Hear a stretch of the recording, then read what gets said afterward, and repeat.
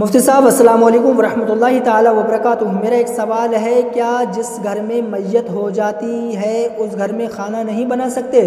آپ اس کا جواب عنایت فرمائیں، آپ کی بہت مہربانی ہوگی۔ وعلیکم السلام ورحمۃ اللہ تعالی وبرکاتہ۔ میرے بھائی نے سوال کیا ہے کہ جس گھر میں میت ہو جائے یعنی انتقال ہو جائے اس گھر میں کھانا بنانا صحیح ہے یا پھر غلط ہے؟ آج کل عوام میں بہت زیادہ ایسی غلط فہمیاں ہیں، بہت زیادہ ایسی غلط باتیں ہیں جو گردش کر رہی ہیں۔ لوگ کہتے ہیں کہ جس گھر میں انتقال ہو جائے اس گھر میں کھانا نہیں بننا چاہیے، کھانا نہیں بنا سکتے، اس گھر کے کھانا نہیں کھا سکتے، کیونکہ اگر وہ کھانا کھائیں گے یا گھر میں کھانا پکائیں گے تو یہ غلط ہو جائے گا، گناہ ہوگا۔ بہت سے لوگ ایسے ہیں عوام میں جو غلط فہمیاں لوگوں کے دلوں میں بٹھالتے رہتے ہیں۔ تو بھائی یاد رکھ لیں کہ جس گھر میں انتقال ہو جاتا ہے یا انتقال ہو جائے تو اس گھر میں کھانا بنا بھی سکتے ہیں اور نہیں بنائیں گے تو کوئی حرج بھی نہیں ہے۔ اس کا شریعت سے کوئی لینا دینا نہیں ہے۔ اگر کھانا بنائیں گے جب بھی کوئی حرج نہیں ہے اور کھانا نہیں بنائیں گے پھر بھی کوئی حرج نہیں ہے۔ اگر انسان کھانا بنا رہا ہے، سوچے اب یہ شریعت کے خلاف کام کر رہا ہے تو میرے بھائی پہلے علم کو سیکھ لے، ٹھیک ہے؟ پھر بعد میں لوگوں کو بتائیں آپ کیا صحیح ہے کیا غلط ہے۔ بہت سے لوگ کہتے ہیں کہ اس گھر میں کھانا نہیں بننا چاہیے، اتنے دن کھانا بننا ضروری نہیں ہوتا، تیجا جب تک نہ ہو جب تک کھانا نہیں بنا سکتے گھر میں۔ تو یہ غلط فہمیاں ہیں، یہ غلط باتیں ہیں، ان سے بچنا چاہیے انسان کی اگر حالت صحیح ہے۔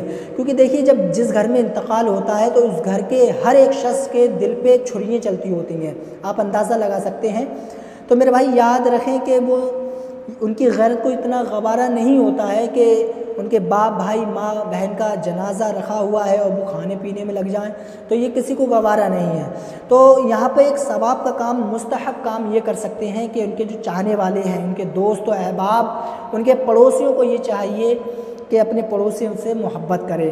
ان کے لیے جب ان کے گھر میں انتقال ہو جائے یا ان کے آس پڑوس میں کوئی انتقال کر جائے تو انہیں چاہیے کہ اس کے گھر کا انتظام جو بھی ہے یعنی کھانے پینے کا، اگر کوئی بستی کا یا کوئی بھی پڑوسی کر دے گا انتظام تو میرے بھائیوں بہت ساری دعائیں آپ کو ملیں گی، بہت نیکیوں میں اضافہ ہوگا آپ کی، کیونکہ یہ مستحب کام ہے، ثواب کا کام ہے، اسے کر بھی سکتے ہیں اور اگر نہیں کرو گے تو گناہ گار بھی نہیں ہو۔ بہتر یہی ہے، آج دنیا میں جو ہے ہر انسان نیکی کے پیچھے اگر بھاگنے لگے تو بہت بہتر ہوگا۔ انسان پیسے کے تو پیچھے بھاگتا ہے مگر نیکیوں کی طرف نہیں بھاگتا ہے۔ جو ہماری نظروں کے سامنے ایسے ایسے موقع آتے ہیں ہمیں انہیں ایکسیپٹ کرنا چاہیے، انہیں پکڑنا چاہیے اور ان کاموں کو ہمیں کرنا بھی چاہیے، دوسروں کو دعوت بھی کر دینا چاہیے اس کام کی کہ بھائی یہ کام کیا کرو، اس میں ثواب ہے۔ اگر کسی کے گھر انتقال ہو جاتا ہے تو ہم اس سے نہیں کہہ سکتے بھائی کھانا بناؤ پکاؤ ہمیں کھلاؤ، نہیں کہہ سکتے، غلط ہے۔ اگر آپ کو اللہ نے اتنا دیا ہے تو آپ اپنی جیب سے بھگونے بنوا دیں اور جا کے جو مہمان آئے ہوئے ہیں ان کا بھی پیٹ بھر جائے، وہ بھی بھوکے ہوتے ہیں، تو آپ یہ ثواب کا اگر کام کریں گے تو بہت ساری آپ کو دعائیں ملیں گی، آپ کے نامہ عمل میں نیکیاں لکھ دی جائیں گی انشاءاللہ۔ اللہ پاک ہمیں شریعت مطہرہ کا پابند بنائے، اللہ پاک ہمیں پنجگانہ نماز پڑھنے کی توفیق عطا فرمائے، آمین یا رب العالمین۔ السلام علیکم ورحمۃ اللہ تعالی وبرکاتہ۔